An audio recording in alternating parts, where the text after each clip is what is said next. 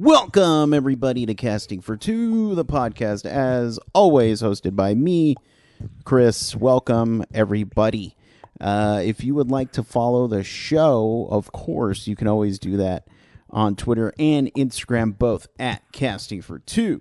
And if you want to send me a little email, you can do that at castingfor2@gmail.com. Or you actually, what is actually pretty cool that you guys should do, if you like the show, you like what I'm doing, you like what I'm putting out there, leave me a little review on iTunes or Google Play Music or Stitcher or iHeartRadio. You know, all those. Tell me what I'm doing good. I like hearing from you guys. I like you guys. That's why I'm here.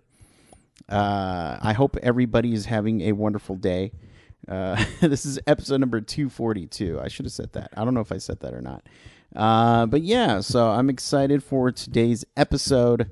I'm also excited for this coming week's episodes because I got some good guests lined up for you guys. And now I don't know what to say. I said all my shop talk. Yeah. This is going to be awkward because I have nothing else to say. But I guess I should talk about my guest for today.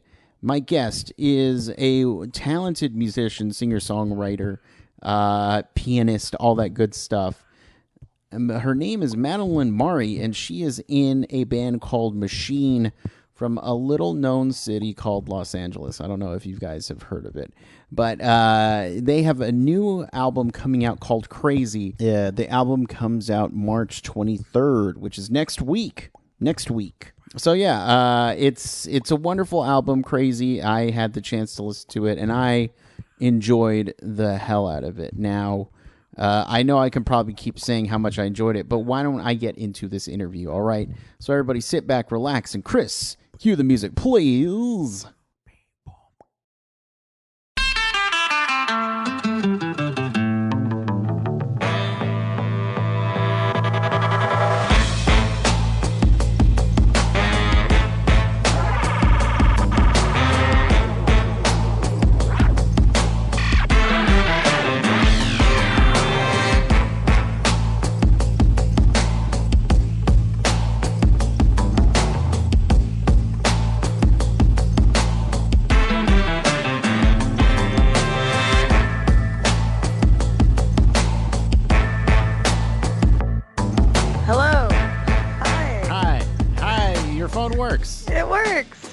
We did it, and we're done. Yeah. What? Oh. Okay. Cool. How are you doing? Oh, I'm doing pretty good. Trying to keep my head on straight. Yeah. That's always kind of hard to do sometimes. Yeah, it's a constant battle. It's funny. So I was sitting here just kind of waiting, and then I was just wait. Katie sent me two users' names. Hang on, let me check. Oh yeah, real quick. I'm really not good at digital stuff. Gotcha. So I guess I made two usernames. Nah, it's all good. Is it now? Do you find it hard? Since a lot of music is going digital, whether it's selling online, or even the way it's created, do you find it hard to keep up sometimes, or do you just kind of do your own thing? Yeah, no. I have my dad who helps a lot. He's an electrical engineer and knows computers, and then my drummer is pretty good at that. So I have my resources that are good. There we go. Yeah, it's a team effort. So yeah, and there's some stuff I am pretty good at, but yeah, everybody's got their skill. Right. There you go. So this is a pretty loose show where we can talk about anything, really. Like, what did you eat for breakfast this morning? I haven't eaten breakfast. I've only had coffee and some juice. Okay. Yeah, water. Okay. All right. Oh, so you're just you're on a liquid diet today. Oh, for the beginning, yeah. I'm getting hungry about now. I've worked for a couple hours now, so I'm gonna eat lunch, and yeah, I get up pretty early, and I don't know. I just don't really get hungry till the afternoon, evening, and then I eat quite a bit. I like 3 dinners is good. So Yeah. yeah, yeah. I've just always, no offense to breakfast, but I'm just like, you know what, there's more options available for lunch, so I might as well just wait for lunch. Yeah, I'll snack sometimes on like, chips or nuts or crackers, but yeah, breakfast is it's hard. It's good for hangovers, but other than Yeah. that, I don't really do breakfast. So There we yeah, go. There we go. Well, now let me ask you another question, because I'm going to be doing that periodically during this cool. interview. When was the first? Well, when did music hit you? First off. Um, I had a couple times when I was in like, I think I was in high school Mm-hmm. where I wrote like a song on piano. There was always a piano in our house. Um, and I took lessons when I was really little, but I kind of failed at that because I just refused to learn how to read music, but I could play anything by ear. Right. So I always kind of like played around on the piano. I wrote one song when I was in middle school, one song when I was in high school. I didn't really play till I was like 19 maybe, and I started playing guitar, Mm-hmm. but that was kind of limited because I never got past how there's 6 strings and you have 5 fingers and you really can only use 4 fingers. So it's all very confusing to me. 5 fingers and a toe. Yeah, I guess, yeah, that would, I'm not quite that flexible anymore, but yeah, and then I found piano again when I was like, I think I was like 20, and I just started playing all day, every day, and didn't really stop playing. And yeah, I'm hooked. So Nice. And do you know how to read music, or you still no, don't? Okay. no. Okay. I know that C's the one with the line in it, like Right. horizontal line in it. Yeah. But I'm sure if I had like time and didn't have to work or something, I could probably learn. But no, I just write everything based on how I feel. I don't write music. I know there's cool programs though where you can like play the piano and it'll print out the sheet music for other people. So that's kind of cool.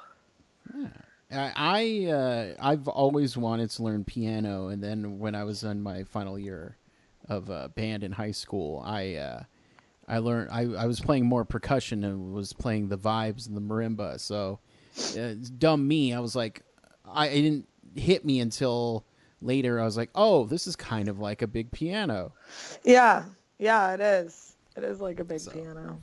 but I was coming from a tuba background. I had to translate all the music into tuba notes so then I could then play it on Wow. piano. Yeah. Wow, that's crazy. Yeah, and then I honestly I probably forgot how to read music. Yeah, my drummer can read music and read drum music and stuff. I think that's cool. I have a lot of friends that can. I think it's awesome. I just can't. Yeah, no, Just lost. when it comes to guitar, I've never gotten tabs. I don't get how people can just read tabs and then just know how to play a song. It's Yeah. literally ones and 1 through 5. I don't know what they're doing. I can do chords, so if someone's like, it's an A or A minor. Yeah. The seventh is a little confusing to me. Like, I know I do that stuff on my own, so people are like, of course you can do it. I'm like, but I don't know what I'm doing. I'm just feeling it, it's Yeah. different. So, but I mean, I've played for other people Mhm. on some recordings and stuff, and but yeah, I don't know. That's pretty cool that you can play so many instruments. I'd love to be able to do that. Well, I mean, there's a fine line between playing and being good. No one's really good. We're all faking it. That's true. That is true. No, that is the fact for me because for the longest time, growing up as a tuba player, they always told me B flat scale was the only scale I ever needed to learn. Oh, And once again, when it came down to my final year in band, I learned there were multiple scales, and oh yeah. I was like, "You mean B flat's not the only scale? I've been surviving off B flat for like 6 years now." Yeah. It's yeah, instruments can be limiting, I guess, in some sense when you think about it like that. Yeah, but Yeah. it's all good. It's all good. It's fine now. We're I older. try not to think about it too hard because then I'll just get stuck and like be questioning, get all crazy and start writing on the wall and questioning everything. I'm like, I don't even know. I don't actually listen to music really. No. Because I'll get like other people's songs stuck in my head and I don't write like since I started playing and writing, I guess is the key. So No, that makes sense. And, yeah. so when did you say to yourself, you know what, I want to start a band? Well, let's see, I was like 20 when I first started doing piano. And then I just met people like, I was just playing out on like keyboards or like opening for people that had keyboards or at spaces that had pianos. And I don't know, I just eventually just people were like, you should have drums, you should have bass. I'm like, yeah, that sounds cool. And start jamming with people and start doing that. And I had a couple, I was in a couple bands and I'm learning you got to not date people that you're in a band with. That's like the hard Right. lesson I'm learning right now. So I kept doing that. I've done that multiple times. It's just the way it is. It gets complicated then. And then you have an issue in the relationship. There's an issue in the band. So it sucks. Yeah. Gotcha. There you go. Lucky for me, they've always been my friends. Yeah. So, well, they always start as my friends. Well, they're I mean, they're all also my dudes. right. All my friends are dudes, so yeah, I don't have that problem. Yeah, I guess it's a little different. I don't know. It's weird being a girl in rock and roll music. There's there's been shows or venues that I've tried to play and or requested. I'm on tour. Hey, I really want to play your venue. I've got a cool lineup, and they're like, yeah, you sound like Tori Amos. And I'm like, we don't sound anything like Tori Amos, but I have a vagina and I play piano is the problem. So it's kind of funny. But I enjoy it too, because I end up playing these shows.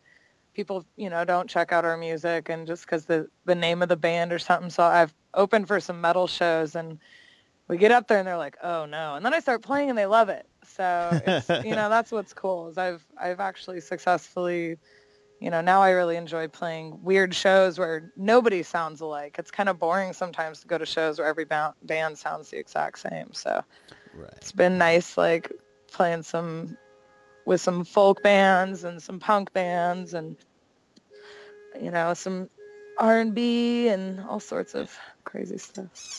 Nice. And so what? Yeah, no, you're all good. What was one of the weirdest shows you've ever had? Let's see, the weirdest. My favorite was one in San Antonio. It was like a year and a half ago, and yeah, it was opening for some metal bands. Nice. It was really weird because we look crazy and weird, and some people just take themselves so seriously, and they're kind of mean mugging us and like whatever, and we're cool, you guys aren't metal. 'Cause metalheads can be pretty hardcore sometimes. Right. And then we play, and then they're just like, I love you, blah, blah, blah. So, I mean, that's the weirdest thing is when you, like, play something and everyone's, like, not ready to like you, and then they love you, and you're like, yes. I love metal, though, so I'm always stoked to do that stuff. Nice. So, and then, so you have an album coming out called Crazy. Yeah. As far as that, first of all, I was listening to it earlier, and I really enjoyed it because I got just hints of soulfulness, and it was really quite beautiful. Well, thanks. Yeah. I'm wondering though, on the album, for you, what was the hardest song to write? Whether it was the music or the lyrics. Well, lyrics are always hardest for me. I'll write with like synonyms and stuff and just kind of improv. Sometimes at shows too, I still improv songs that I have recorded just because I'll forget lyrics or I'll just start singing what I'm thinking about or what I'm looking at. So lyrics are always the hardest because I'll have to like write lyrics down and I always wait to the last minute. So I'm like, okay, I got to write the lyrics really fast for the song so I can sing the same thing so it can sound kind of normal. And I would say Roland was the hardest one just because I wrote them down, and I'd written that song quite a while ago, Hmm. and never really gotten to play it much. And so, yeah, it was fun we kind of forced some songs too, it was good. It was challenging, but I liked Yeah. it, where like I've just written so much that, and I've been playing music with Pete now for 3 years, but I've all the stuff that I have is, just like this archive of all these songs I wrote when I first started playing. I just shit them out really fast. I had hundreds of songs within the first 2 years of playing piano and actually playing. And then I kind of, I probably write like a song a year now. Hmm. So it's like I'll like fall in love with an old song again, and then I'll start playing it all the time. And then we're like, all right, that one's on the album. Um, yeah. So I guess that's the hardest part is lyrics. Gotcha. And so, as far as the lyrics go, you said that a lot of the songs you'd already written. Was there one song in particular that just took no effort? No effort would definitely be Revolution Scare because Pete and I Hmm. wrote that together. Like in a moment, it just like came out really in about 3.5, 4 minutes, or however long the song is. We just wrote it, and it just all came out. All of the changes immediately came out. It was like it was already there. So that was definitely the easiest of all of them.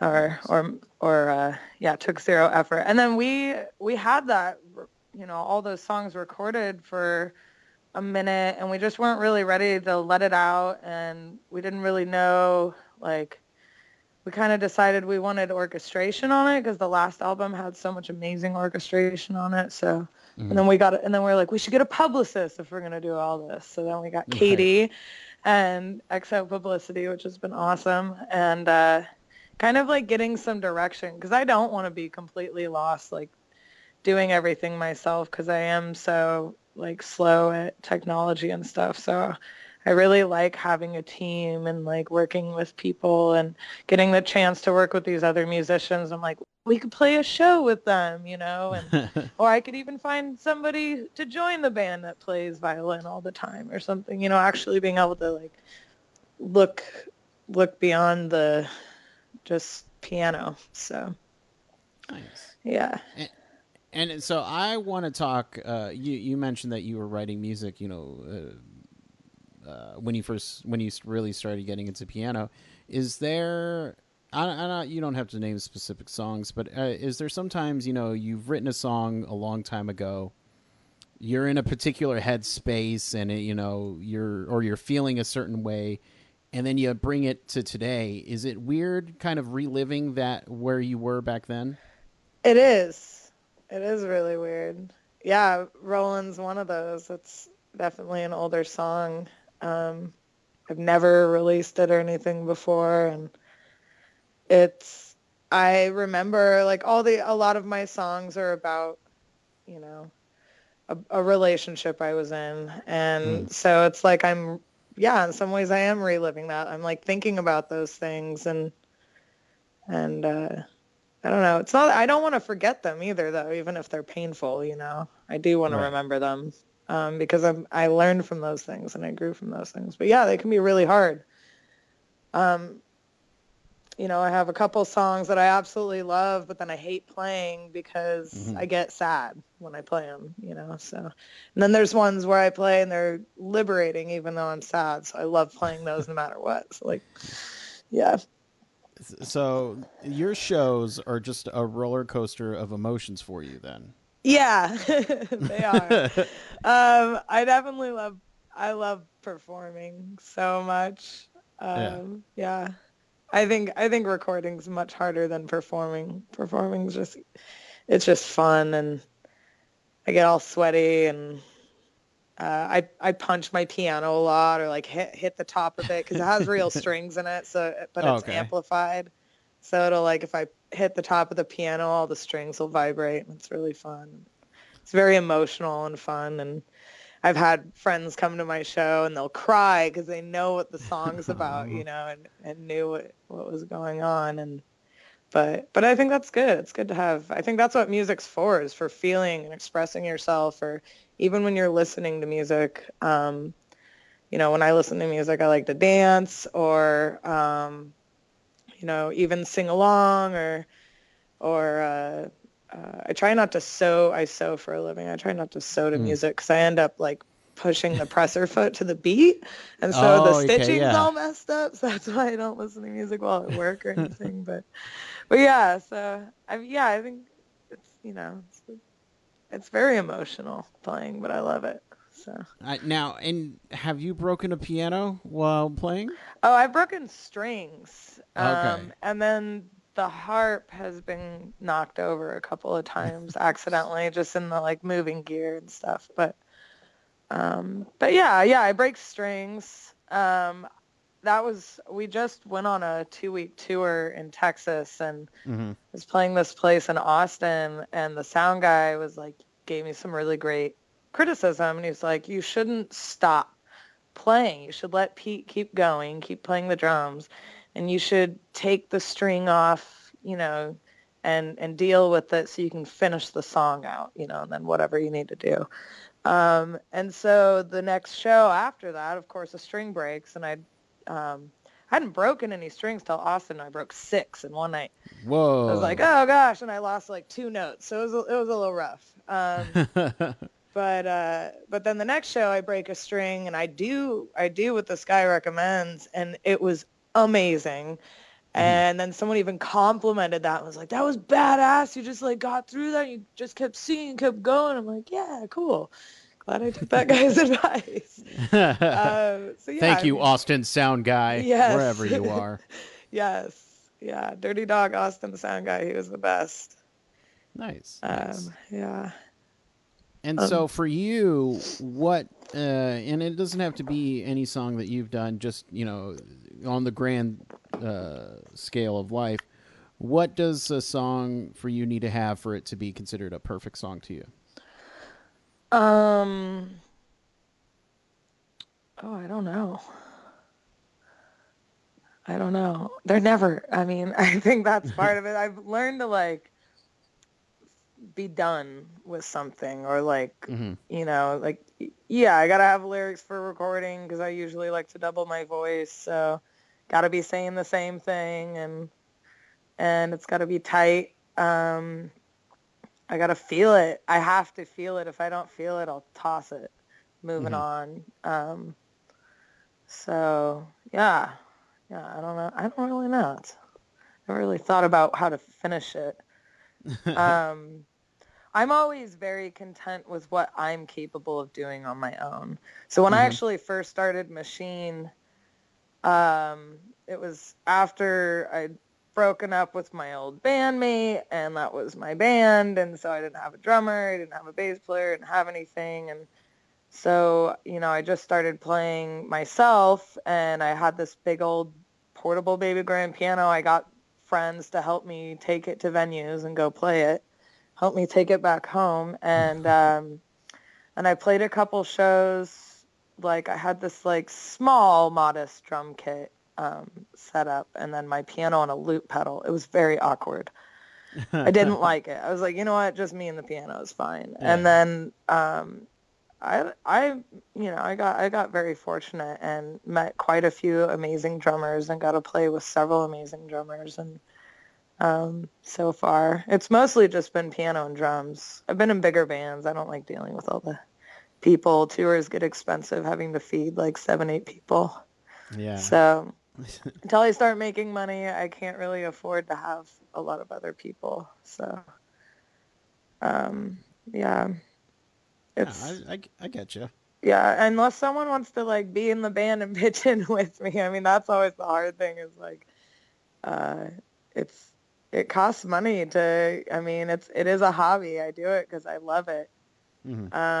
But you got to pay for gas and go places and sometimes you don't make any money, but it's just fun to go out and do it. So, like I just save and then I'm like, "All right, I got rent paid for a month. Let's go on tour." Let's sell this album. Or sell this like we had a new t-shirt and we repressed all of our old albums, which was really fun because I usually just like do an album and then tour it and then don't press it again. So it's been cool doing that. Nice, nice. And were there other band names floating around other than Machine? Um, yeah, machine was a metaphor. A friend of mine kind of helped me with that. And and I was always kind of afraid of doing it because I was like, it's so, obvious. There's got to be, 20,000 bands named Machine, which there really aren't.